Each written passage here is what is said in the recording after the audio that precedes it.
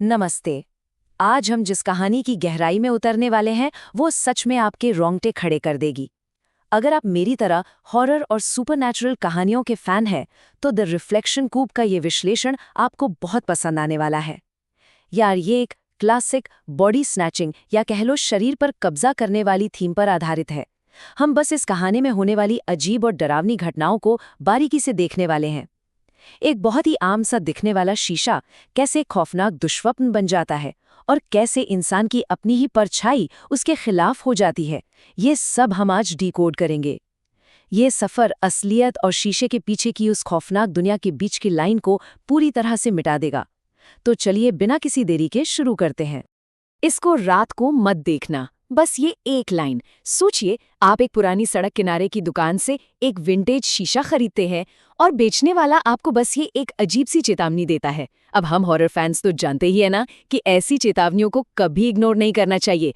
लेकिन हमारा मुख्य किरदार अरहम ठीक वही करता है जो हर हॉरर कहानी का किरदार करता है।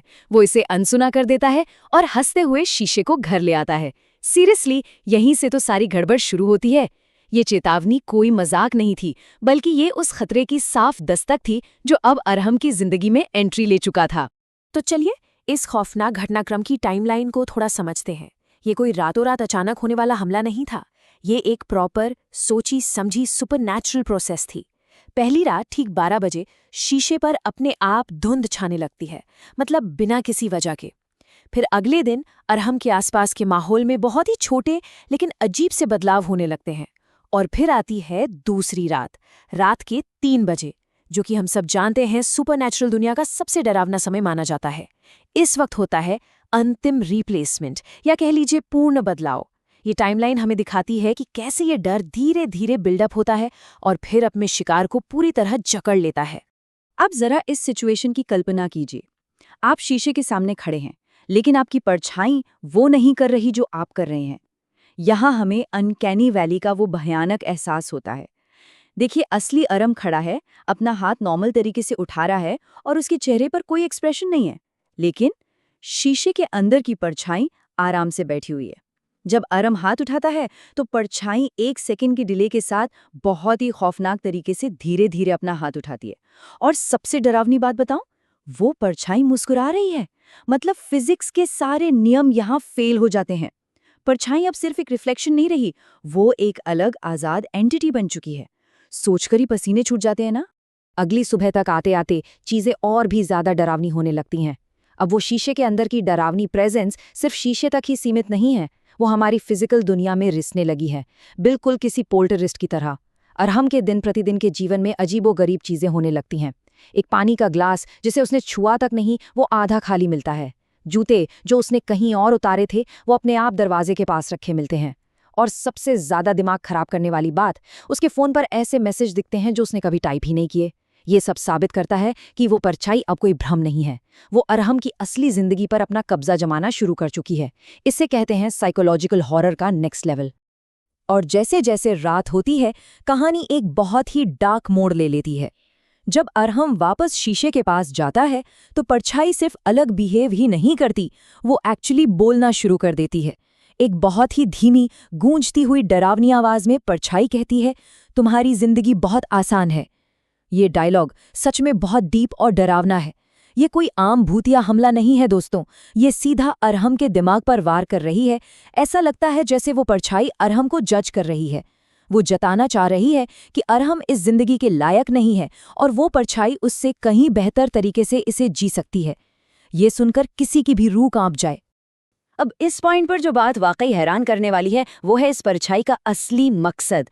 जब बेचारा अरहम डर कर पूछता है कि वो कौन है, तो परछाई का जवाब सुनिए। वो कहती है, मैं तुम्हारा वो रूप हूं जो कभी नहीं रुकता। ये थॉट ही अपने आप में कितना खौफनाक है। एक ऐसा डॉपलगैंगर जिसमें कोई थकान नहीं है, जो कभी हार नहीं मानता और जिसमें इंसानों वाली कोई कमजोरी है ही नहीं।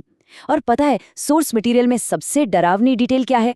जब अरहम घबराकर कमरे की लाइट्स ऑफ कर देता है, तब भी वो परछाई अंधेरे में साफ साफ चमकती और दिखाई देती रहती है। मतलब अब उसे अस्तित्व में बने रहने के लिए रोशनी की भी जरूरत नहीं है। अब अंधेरा भी अरहम को बचा नहीं सकता। और अब हम पहुंचते हैं इस कहानी के सबसे भयानक क्लाइमैक्स पर।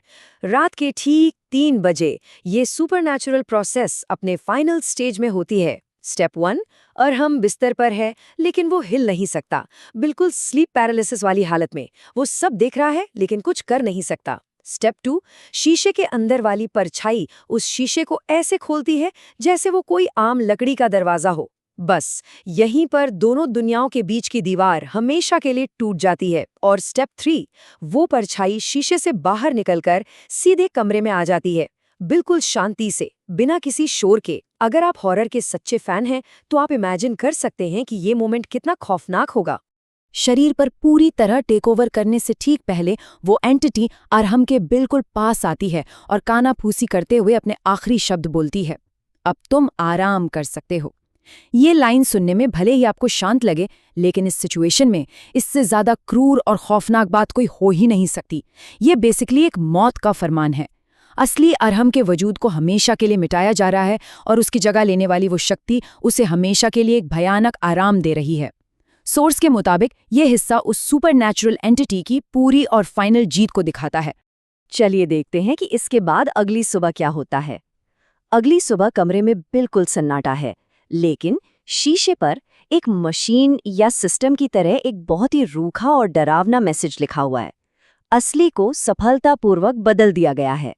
लिटरली ऐसा लग रहा है जैसे कोई सॉफ्टवेयर अपडेट पूरा हुआ हो। और जैसा कि कहानी में बताया गया है, एक नया अरहम घर से बाहर निकलता है। चेहरे पर स्माइल है और वो आराम से अपने काम पर चला जाता है।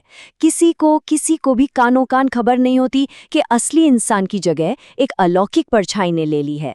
दुनिया और समाज की नज़रों में वो अभी भी वही पुराना अरहम है।